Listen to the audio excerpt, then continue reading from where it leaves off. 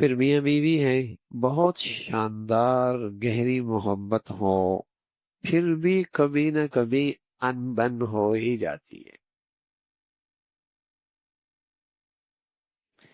برتن کچن میں اکٹھے ہوں تو کبھی تو آواز آ ہی جایا کرتی ہے۔ نیک لوگوں کے ہاں بھی ہوتا ہے، پرہیزگار لوگوں کے ہاں بھی ہوتا ہے، اولیاء کے ہاں بھی ہوتا ہے، حضرت علی کے ہاں بھی ہوا رضی اللہ تعالیٰ۔ ایک دن اللہ کے نبی صلی اللہ علیہ وسلم تشریف لائے حضرت فاطمہ کے گھر۔ علی گھر میں کوئی نہیں تھے۔ پوچھا این ابن عمک، آپ کے چچا کے لڑکے کہاں ہیں؟ این ابن عمک، تمہارے چچا کے لڑکے کہاں ہیں؟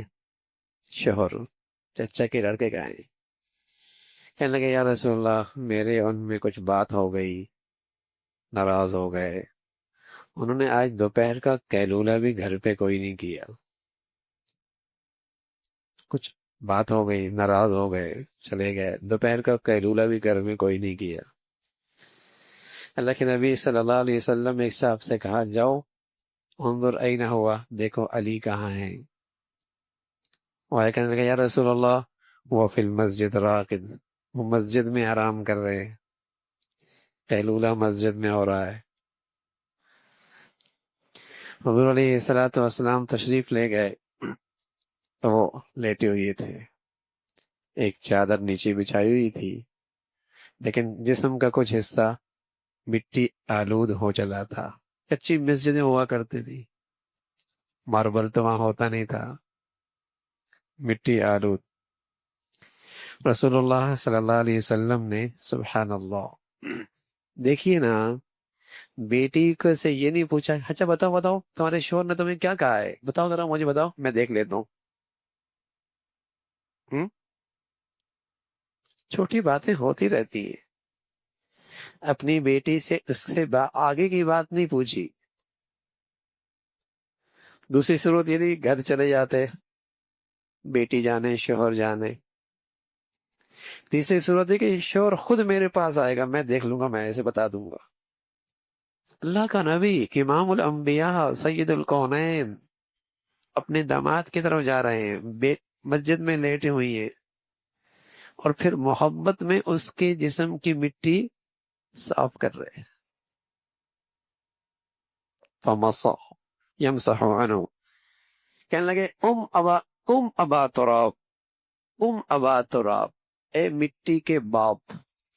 یہ تو ایک لفظ ہے، لفظی ترجمہ ہے، ابا تراب، اے مٹی والے اٹھ، ابا تراب، مٹی والے اٹھ۔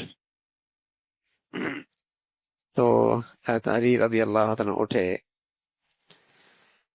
تو اللہ کے نبی صلی اللہ علیہ وسلم نے یہ جو انداز اختیار کیا، اے ابو تراب، اس کی دل جوئی کے لیے، اس سے محبت کا اظہار آپ علیہ الصلوۃ والسلام نے کیا، مٹی ان کی صاف کی، ڈانٹا نہیں، غصے نہیں ہوئے، اپنی بیٹی کا کوئی تذکرہ بھی نہیں کیا،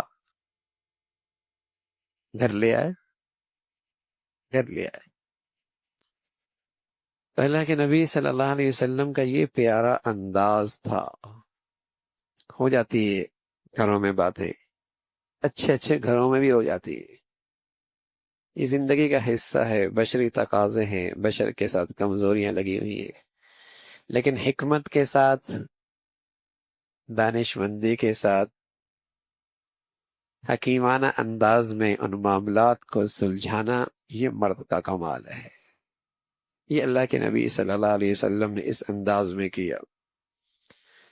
اب حضرت علی اور حضرت فاطمہ میں کچھ بات ہوئی تو فاطمہ گھر سے نہیں گئی، اور نہ ہی حضرت علی نے فاطمہ کو گھر سے نکالا، طبیعت پہ بوجھ آیا، خود ہی چلے گئے، اس خیال سے بھی کہ سامنے ہوں گا تو ایسا نہ ہو کہ بات بڑھ جائے۔ جب آدمی اکیلا ہوتا ہے تو آدمی پھر سوچتا بھی ہے، ذرا ٹھنڈا ہوتا ہے تو پھر آدمی سوچتا ہے۔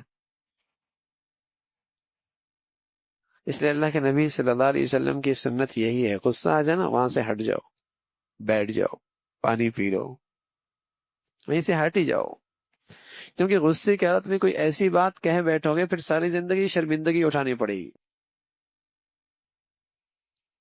وہاں سے چلے گئے، ٹھنڈے ہو گئے۔